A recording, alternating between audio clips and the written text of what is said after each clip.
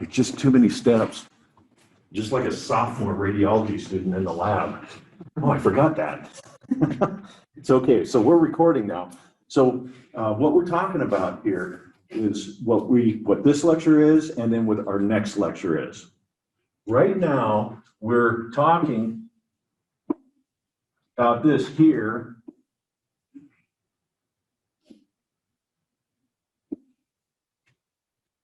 This is the patient down here. We're talking about electrons in the X-ray tube. We're talking about the interactions that are going to take place in the anode. We're going to be talking about the X-ray beam coming down right here. Now, something that's confusing to students is, and this, I can't think of a better way to say this. By taking, and we're in the X-ray tube, taking the electrons and produce an X radiation is much like me taking an apple, throw it as hard as I can against the wall, and oranges come out. Okay, no apples come out, just oranges. Okay, here are the apples here. We're going to hurl them into the anode there, and apples come out here, our primary beam. Primary beam. Okay, so write this down. This is going to help you. If you see a question, you will see questions, and it will say an incident electron. Soon as you hear incident electron, this is occurring in the X-ray tube. None of these electrons are going to bounce off of this electrode or this anode and be in the primary beam. In other words, there are no electrons in the primary beam. It's 100% X-ray photons. Up here in the tube, 100% electrons, no photons. So if it says an incident photon, you go, ha! This is happening in the tissue. Incident photon equals interaction in tissue. You're going to see that we have a couple of interactions and they're identical. It's just one is initiated with an electron, the other is initiated with the photon. Do I need to repeat any of that?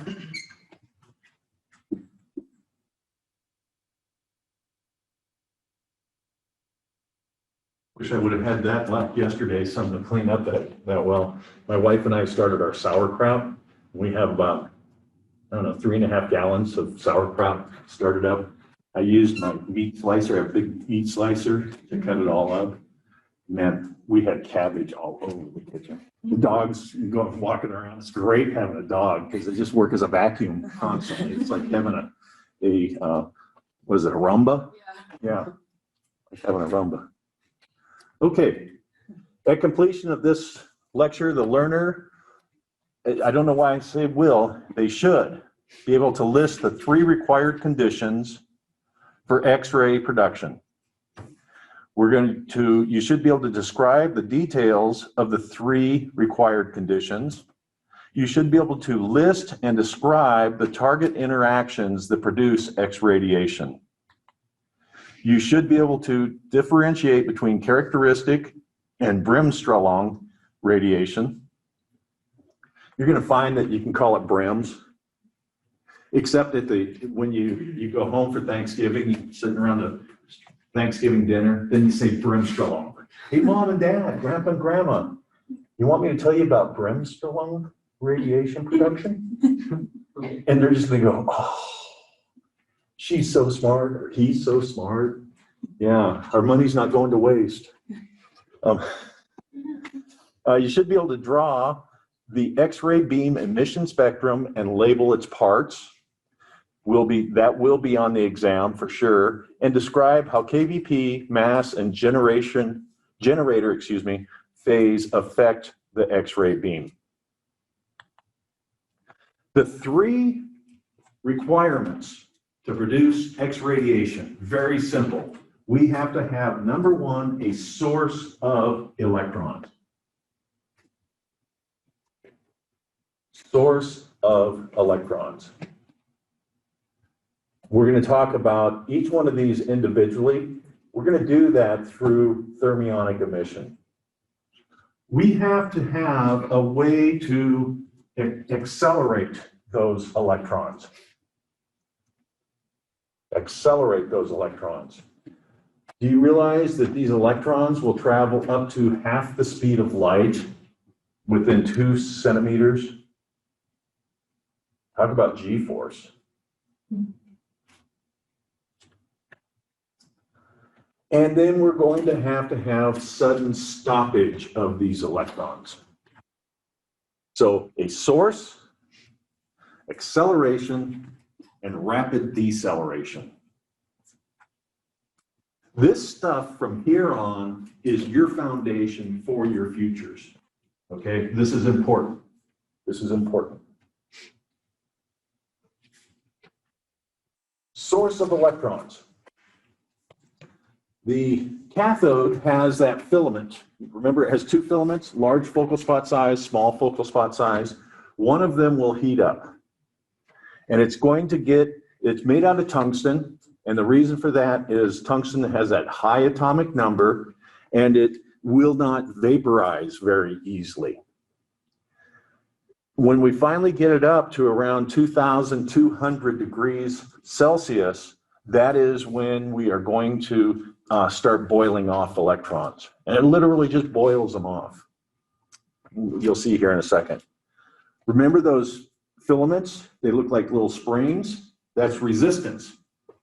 And then the electrons traveling through that filament is going to be the current. So current plus resistance equals heat, which is going to give us those electrons. We end up with an electron cloud that's held in a focusing cup. Remember, the electron cloud that's there is negative, and like charges repel one another. And so they're down in there, and I just hear them saying, "You have bad breath. Get away from me. You have BO. You know, you're ugly. I look just like you. You know, I'm rubber. You're glue. Whatever you say to me bounces. Whatever you say bounces off me and sticks on you." Right? So we get a space charge, and it's going to be a negative space charge. Last week, I used the example of the Tower of Terror or the Haunted Mansion where they cram in so many people they can't get another person in. That's what happens if you're going to do a large exposure, is you're going to get a space charge effect. No more electrons can be ejected. Now remember that the number of electrons is going to be controlled by mass. Let's talk about that for a second. Yeah, here's a nice heating element here. Have you ever taken your hair dryer, and you go, and you look at it, and you see the springs in there like that, and you take and dry out your eyeball. Where's the wisey? But this is just a repeat of the previous slide. Current plus resistance equals heat. Now, MA, did you notice that I like definitions? Yeah, definitions are good. MA is the number of electrons emitted per second. Seconds is going to determine how long we're going to let that flow. So I like to think of it as water. Okay, water is how many gallons per minute comes out of your garden hose. So I go, oh, yeah, it's 5 gallons a minute comes out of my garden hose. Okay, how much water will you have when you let it run for 3 minutes? You just take 3 minutes times 5 gallons per minute, and we end up with 15 gallons. That's mass. Always think of mass as water, okay? Boy, and I never thought of that. kVp would be the water pressure, right? The energy, right? So with mass, if I make 5 exposures of 10 mass, my film will have the same effect as if I shot 50 mass. So it doesn't matter if I do it in several exposures or one, it's still going to come out to be 50 mass. So some of you are going to do a project. I'm not sure if it's this week or if it's, well, I think it might be this week. And you take and make an exposure and this mass setting won't go high enough. So you just make a second exposure and it's just like filling up the bucket the rest of the way. kVp, if I shoot 60 kVp twice in a row, it's still 60 kVp. It would be the same pressure. I've decided that ringing noise, it's not that because it's not running. Remember the first day of class? Yeah. Acceleration of electrons. The electrons are held in the focusing cup. We apply a very strong potential difference. We're talking in electron volts, or kilovolts, I mean. And it's going to be, when we talk about this, when we say 90 kVp, that means that's kilovoltage peak. That means that the electrons are going to travel across the tube. They're being drawn with 90,000 volts. Okay, so here's how I kind of think of this. Remember, the electrons will travel up to half the speed of light in the X-ray tube. Think of the kV as being miles per hour. In other words, 60 kVp would be analogous to 60 miles an hour, and 90 kVp would be 90 miles per hour. Okay, so it's traveling faster. We're going to have a lot of up and down arrows from here on. If I increase kVp, it increases the electron velocity, which therefore increases the kinetic energy and increases the primary beam energy. It's a direct relationship all the way across.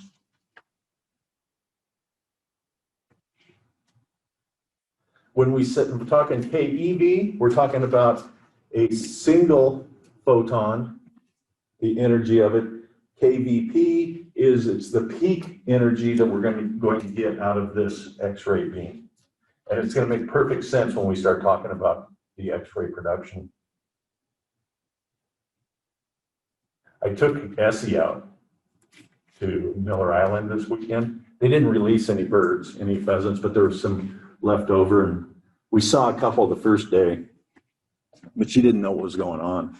The second day, I was out there for a couple hours, and about the last 100 meters going back to the truck, all of a sudden, we're in grass about this deep, all of a sudden she stops, and I just keep on walking, and I went, oh, she stopped. And I could barely see her through the grass right here, and then I heard a pheasant jump up and flapping its wings. It was injured, so it couldn't fly. And so we chased it around in these weeds for 20 minutes, and she was just lit up. I mean, her tail was just, and I'd go, okay, let's go, Essie. And she's like, screw you, this is fun. And she pointed him twice. We didn't end up getting him. He outsmarted us because he got sent everywhere. She didn't know where to go then. But it's so cool to see genetics work, because that's what she's bred for. I didn't teach her that, Why did I get a Griffon the first time I got one? Here's what the article said. Get the puppy at food, water, and love. And they'll get it. It's true. Sudden stoppage of these electrons. The electrons each electron could have up to 1,000 interactions before being absorbed into the X-ray tube, back into the current. Now, if you haven't touched the anode yet, I recommend you do. It's really hard. And it's one of these things, if I bonk somebody in the head with it, it would break their head. Okay? It's very, very hard. And yet these electrons will penetrate anywhere from 1/4 to 1/2 millimeter into that target material. I find that kind of mind-boggling. That's the velocity that they have. Here's the other thing that's mind-boggling. Less than 1% of the kinetic energy is converted to X-radiation. Over 99% of that kinetic energy is going to be in the form of heat. In the form of heat. Oh, this is good stuff now. Bremsstrahlung interaction.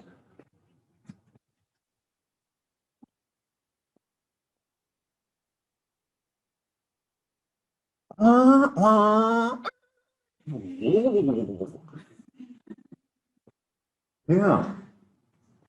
If a picture is worth 1,000 words, what's a video clip worth?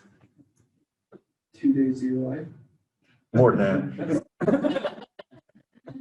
Yeah, yeah. You made that though, yeah? I did. Good job, it's great. Thank you. You want to know what this was inspired from? I remember sitting in your seats. And when I really start thinking about something, I'm really, you know what noodling is? Yeah. Yeah, where they feel around, find a catfish, stick their hand down the throat of the catfish, pull it out, and throw it up on the boat. You hope it's not a snapping turtle. Yeah. And I'll tell you what, I don't want to go noodling. But to noodle is to feel around. And so when I'm really noodling over something, I will dream about it. And I'm a very vivid dreamer. I remember my dreams from last night. I was walking around a mall naked. And I finally found a lab coat that was from the 2007 Disney World Marathon. I don't know how that got in my head, other than I ran it back in 2007, right? And I finally put on this coat, and then there's someone criticizing me going, "You need to get some shorts." And I'm like, "What the F do you think I'm trying to do right now?" And I was asleep. Let me tell you when I was in positioning 2, this is funny stuff. My wife has just gotten to where she ignores me at night. More than once in positioning 2, when we were doing spine positioning, I would wake up hitting the side of the bed. She'd be rolled up on her side. I'd have my arm here, here, and it's all lined up. And I'd wake up hitting the side of the bed, grabbing for the bucky tray. Yeah, okay. Well, when I was taking this class, or it was machines maintenance and operation, had this dream, full color dream, inspired these colors, and I'm sitting on the atom, right on the nucleus of it, and I see an electron come in and slow down and go the other way, and I saw the photon go off, and then right after that, I dreamt the next interaction that we'll talk about, and I never forgot it. What were you on? Absolutely nothing. Absolutely nothing. I was doing LSD. No, I'm kidding. I would explain. Yeah. Drop some acid, baby. No, and I never forgot it. Okay. So here we go. Bremsstrahlung, also known as, AKA, breaking or Brem's radiation. The incident electron interacts with the positive force field around the nucleus of that atom. And What happens, it's drawn that direction, but it has too high a velocity and it turns. When it's deflected, it's going to slow down. Think about if you're snow skiing or snowboarding. If you were to just point your skis or your board straight down the hill, you'd go faster and faster and faster. But you take and do turns to slow you down, cutting off energy. Part of the reason, have any of you gone to Century Eagle out at the base? When they bring in all the different branches of the military, their flight squadrons, and then they have competition. You can go out there and look at the aircraft and everything. And then they go out and dogfight. Have you ever seen a dogfight? It's amazing. I was rafting on the Oahe River, and I thought a dogfight would cover the entire sky. No, it covered about this much, and these aircraft were just, they'd free fall and then come back around real hard. It was really impressive to watch. And, but at any rate, one of the things they were explaining out there, the aircraft, you can imagine all this testosterone, all these, they're primarily male pilots, right? And so, and they're the best of the best.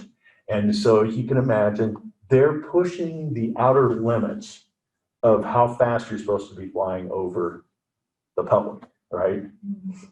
But when they get ready to land, they take and go into a bank turn, and that bleeds off a bunch of energy in that turn. And then they come in and land, right?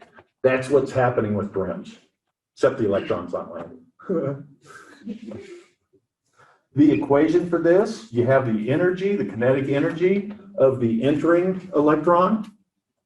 Between that and the energy of the exiting electron, and that's going to give you photon energy.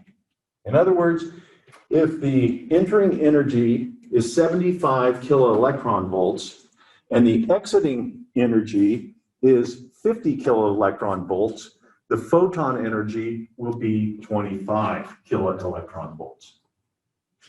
Does that make sense?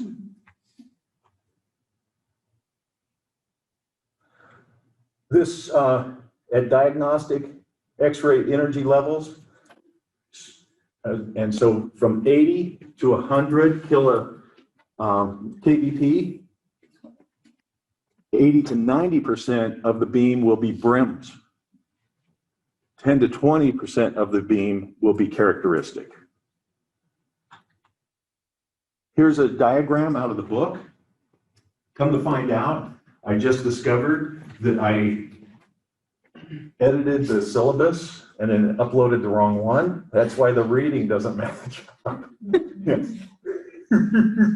Here I go. Yeah. But this is showing just what we were talking about here. See, deflection, this is a more acute angle. We have higher energy, less acute angle of deflection. We're going to have a lower energy photon. So here's high energy.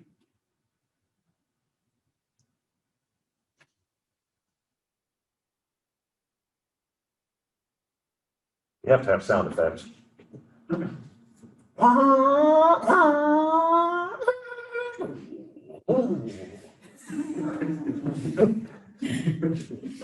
Now, when I do that during a test, this is your fault.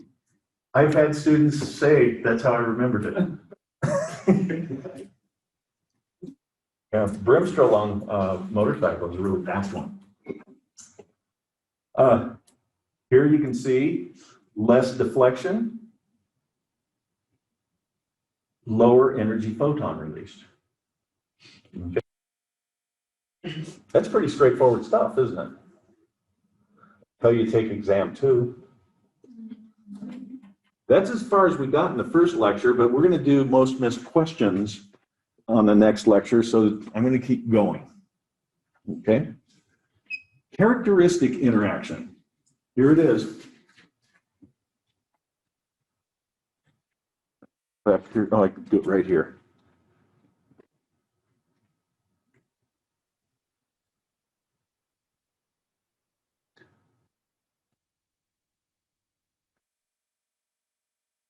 Pink.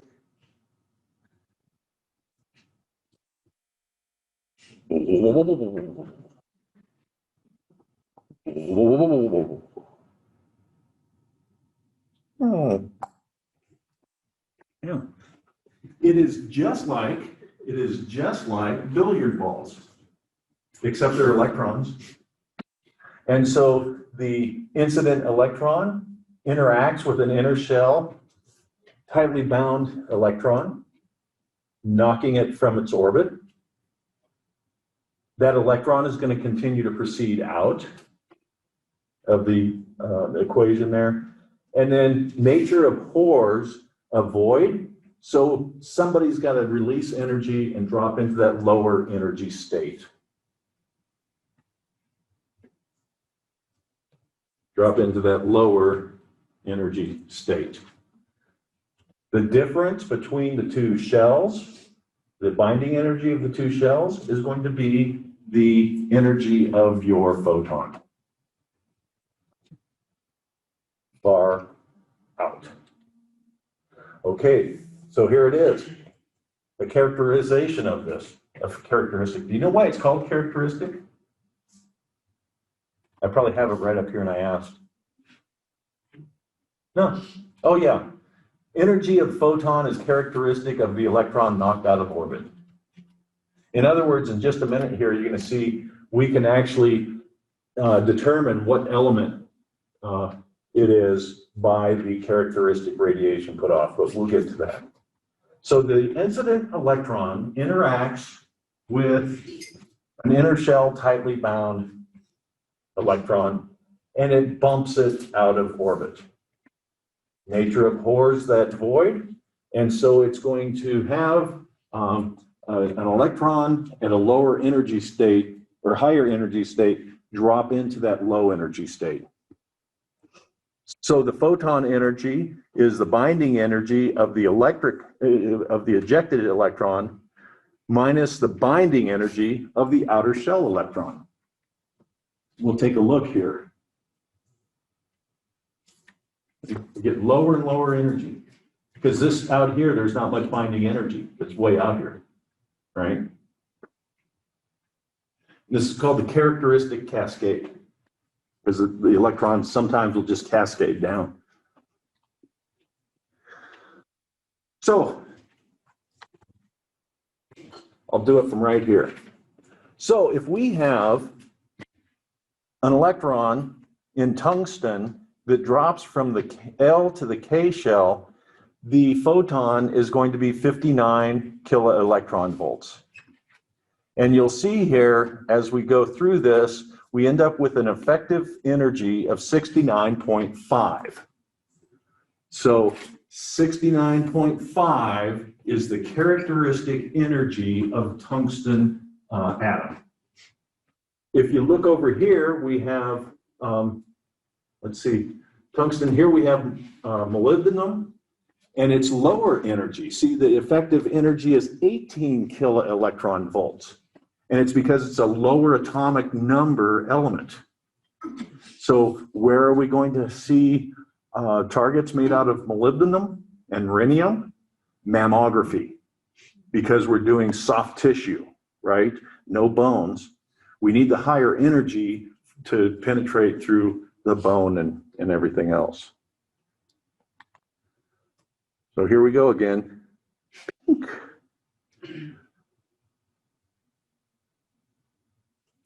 Whoa. Whoa.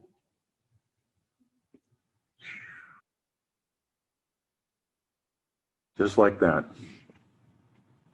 I shouldn't even lecture on this. I should just say this is characteristic. Let you watch it 3 times and we'll move on.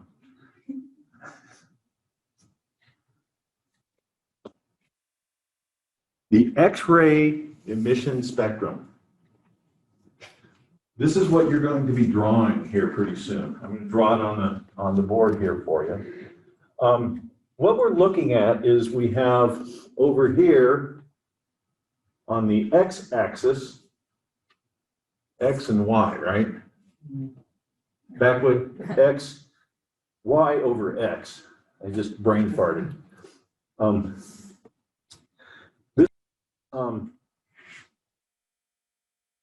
This is number of photons produced. And on the X, we have the energy of those photons in kiloelectron volts. And all we're saying is I wonder if I can draw with my finger, at 40 kiloelectron volts, if we have 200 MA, I have that many photons at that energy level. The energy level is going to be 30 to 50% of your selected kVp.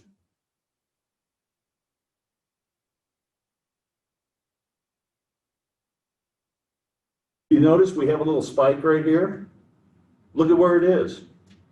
It's almost 70 kiloelectron volts. What do you suppose that spike is?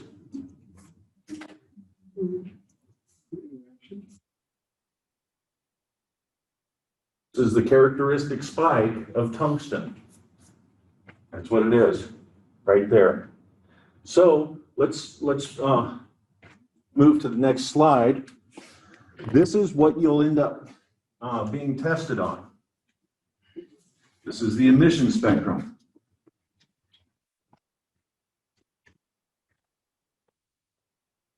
This is going to be intensity. I'm going to write it here. This is the number of photons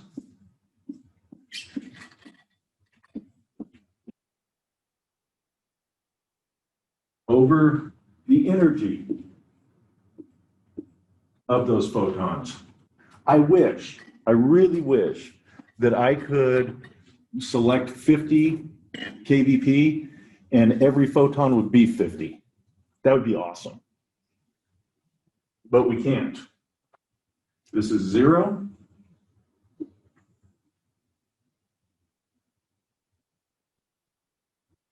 We'll call this 80.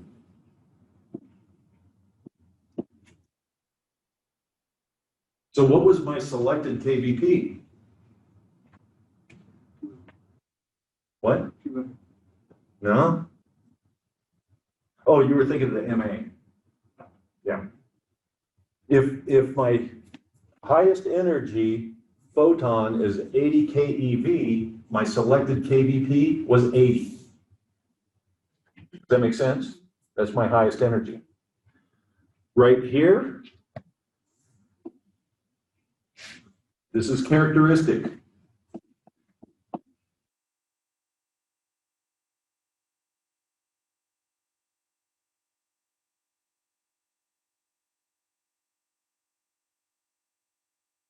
Here to here. This is going to be Brem's.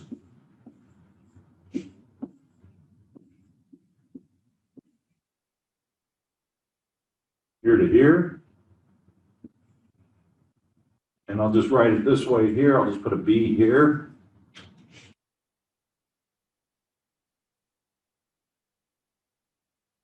Right there.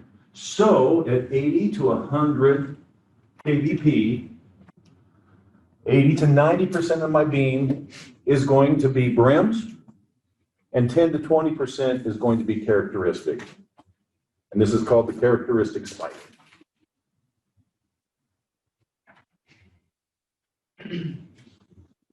I didn't make an R right here. There. I hate that I'm recording my mistakes. Okay.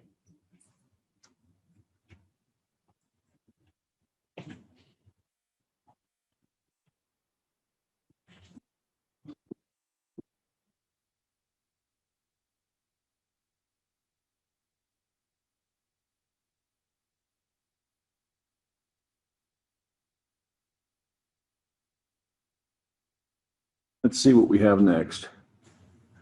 Generator phase. Generator phase. Have you gotten into this with Monica yet? Okay, the higher the phase, the higher the energy of the beam.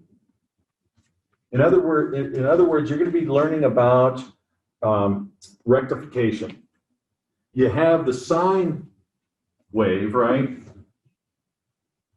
Like this.